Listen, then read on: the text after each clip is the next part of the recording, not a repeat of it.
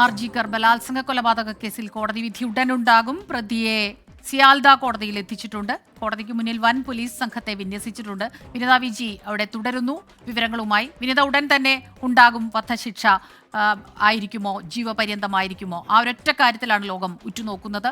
ക്രൂരമായി, അതിക്രൂരമായി ബലാത്സംഗം ചെയ്ത് കൊലപ്പെടുത്തി. ശരീരത്തിൽ പുറത്തും അകത്തും നിരവധി ആഴത്തിലുള്ള മുറിവുകൾ ഉണ്ടായിരുന്നു. അത്രയ്ക്ക് ക്രൂരമായാണ് കൊലപ്പെടുത്തിയത് പ്രതി എന്നുള്ള കാര്യം വിധി പ്രസ്താവത്തിൽ കൃത്യമായി പറഞ്ഞിരുന്നു.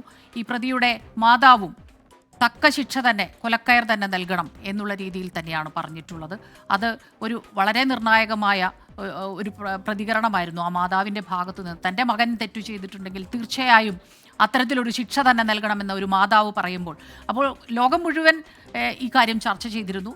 ഇന്ത്യ മുഴുവൻ ഒട്ടാകെ പ്രതിഷേധങ്ങൾ ഉണ്ടായിരുന്നു. അപ്പോൾ ഇന്നത്തെ ദിവസം, ഈ നിമിഷങ്ങൾ നിർണായകമാകുന്നു വിനിത.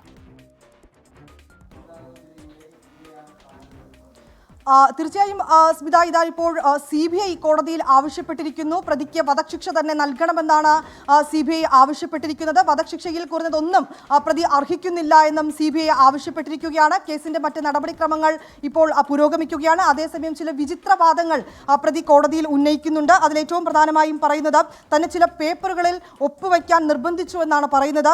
താൻ ഈ കൃത്യത്തിൽ പങ്കെടുത്തിരുന്നുവെങ്കിൽ താൻ ആ സമയം ഒരു മാല ധരിച്ചിട്ടുണ്ടായിരുന്നു, ആ മാല പൊട്ടുമായിരുന്നു എന്ന തരത്തിലുള്ള ചില വിചിത്രവാദങ്ങൾ പ്രതി മുന്നോട്ട് വയ്ക്കുന്നുണ്ട്. താൻ നിരപരാധിയാണെന്നാണ് പ്രതി സഞ്ജയ് റോയ് പറയുന്നത്.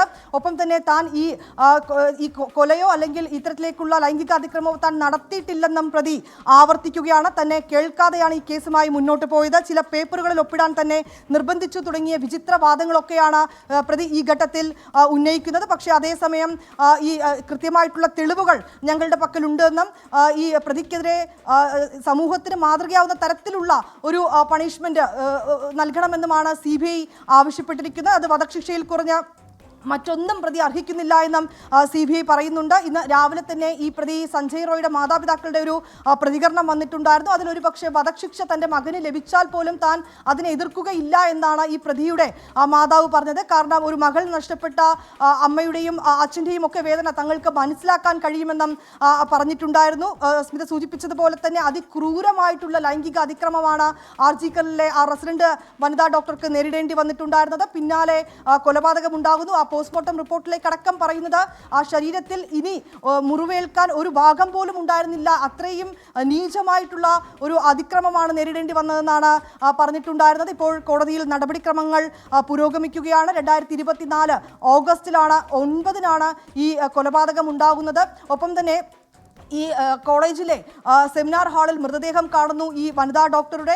പിന്നാലെ അന്വേഷണ സംഘം എത്തുന്നു. അവിടെ നിന്ന് ലഭിച്ച, ഈ മൃതദേഹത്തിന് സമീപം നിന്ന് ലഭിച്ച ഈ ബ്ലൂടൂത്ത് ഹെഡ്ഫോണിൻ്റെ ചില ഭാഗങ്ങൾ, പിന്നാലെ ഉണ്ടായ CCTV ദൃശ്യങ്ങളൊക്കെ കേന്ദ്രീകരിച്ചാണ് ഈ അന്വേഷണം നടക്കുന്നത്. അന്വേഷണമാണ് ഈ പ്രതി സഞ്ജയ് റോയിലേക്ക് എത്തുന്നത്. പക്ഷേ ആദ്യഘട്ടത്തിൽ തന്നെ ഒരൊറ്റ പ്രതി എന്ന തരത്തിലേക്ക് അന്വേഷണ സംഘം എത്തിയിരുന്നുവെങ്കിലും പിന്നാലെ വലിയ രീതിയിലേക്കുള്ള വിമർശനങ്ങളും പ്രതിഷേധങ്ങളും ഒക്കെ ഉണ്ടായി. ഒപ്പം തന്നെ ഈ കേസ് പിന്നീട് CBIക്ക് കൈമാറണമെന്ന ഒരു ആവശ്യമുയർന്നു. ആ ആവശ്യം കോടതി അംഗീകരിക്കുകയും CBIക്ക് ഈ കേസ് കൈമാറുകയും ചെയ്തു. 128 സാക്ഷികളെയാണ് ഈ കേസുമായി ബന്ധപ്പെട്ട് CBI ചോദ്യം ചെയ്യുകയും അവരിൽ നിന്ന് വിശദാംശങ്ങൾ തേടുകയും ഒക്കെ തന്നെ ചെയ്തിട്ടുണ്ടായിരുന്നത്. ഇപ്പോഴിതാ ഈ വിധി ഇന്നുണ്ടാകുമെന്ന് പറയുന്നു. കഴിഞ്ഞ ദിവസവും ഈ കേസ് പരിഗണിക്കുന്ന വേളയിൽ ഒരുപക്ഷെ ഇത്രയും നീചമായ കുറ്റകൃത്യം ചെയ്ത പ്രതിക്ക് നൽകാവുന്നതിൽ ഏറ്റവും ചെറിയ ശിക്ഷ എന്ന് പറയുന്നത് ജീവപര്യന്തമായിരിക്കുമെന്നാണ് കോടതി പറയുന്നത്. പക്ഷേ ആ ഒരു ഘട്ടത്തിൽ പോലും പ്രതിക്ക് വധശിക്ഷ ഉറപ്പാക്കണമെന്നൊരു ആവശ്യം ഇപ്പോഴിതാ CBI ആവശ്യപ്പെട്ടിരിക്കുകയാണ്. മറ്റ് നടപടിക്രമങ്ങൾ തുടരുകയാണ്. ഇതിനിടയിലാണ് ഈ കഴിഞ്ഞ